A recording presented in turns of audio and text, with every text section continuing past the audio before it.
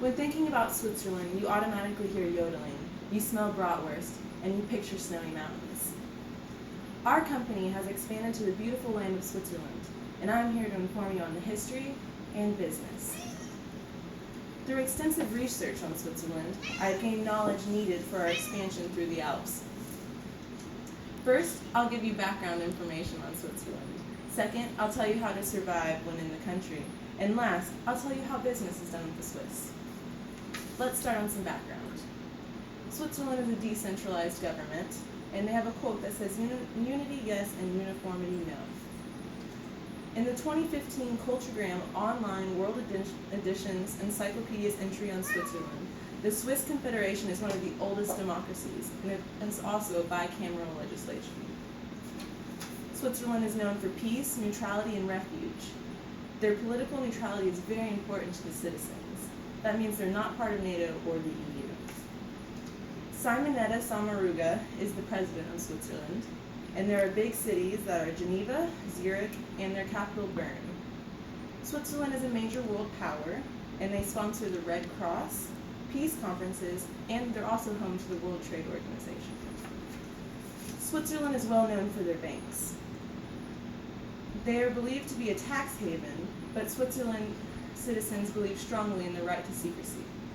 A banker and a customer are almost equivalent to a lawyer and a client in the United States. In 2013, the Swiss government said that they could give info on U.S. clients using Swiss banks, but only if the U.S. agreed not to indict any Swiss banks on tax fraud. But later in June of that year, they actually changed their mind, so the bill was not passed. Okay, how are we going to survive as an outsider in Switzerland? First, I would say to pack well. Summers can be 77 degrees, but in the winters, it's pretty fierce at an average of 27 degrees Fahrenheit. The Swiss are in the Alps, so they'll have valleys that are foggy and rainy, so I would suggest bringing a jacket. In Switzerland, it is very easy to get around. Trains, buses, cars are all very accessible in the city. They also have a quote that says, if people are late, they're either not wearing Swiss watches or not riding Swiss trains. Switzerland has 4 different languages: German, French, Italian, and Romansh. Each canton, or state as we would call it, decides their language. I would highly suggest hiring a translator, as each Swiss businessman can speak 3 to 4 different languages fluently. Some need-to-know phrases for Switzerland would be depending on what language they speak and what canton you're going to. For a German canton, for good day, you would say Guten Tag.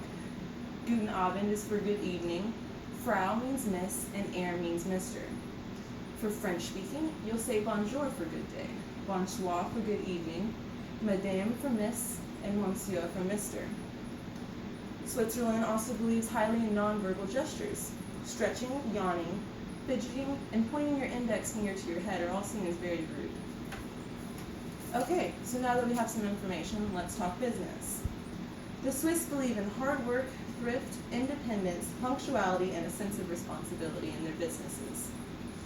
Expatica's 2011 Doing Business in Switzerland, Swiss Business Culture article says that businessmen have several protocols. Always make an appointment for a meeting and never just show up. That is also seen as very, very rude. Always arrive early to a meeting. They're a monochromatic society, so they believe highly in their time. And when dressing for your meeting, make sure to dress modestly, clean, and neat. I highly recommend suit and tie. Also, no lavish display of wealth should be done. They see that as very rude. Business cards are very important for the Swiss. When you go to a meeting, make sure to bring several. Drop a business card off at the front desk for their records, and then hand a business card to everyone you meet, not just the person you're meeting with. Make sure to give a firm handshake when you're greeting someone, and always have direct eye contact, no matter if it's a man or a woman.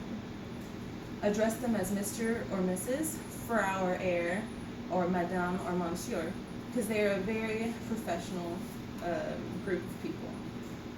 Never ask any personal questions. Don't interrupt them when they're speaking, and never give your opinion unless asked for it. Lunch meetings are very typical. And during a dining experience, make sure to keep your hands on the table. That's seen as very mannerful. Always allow a man to pay.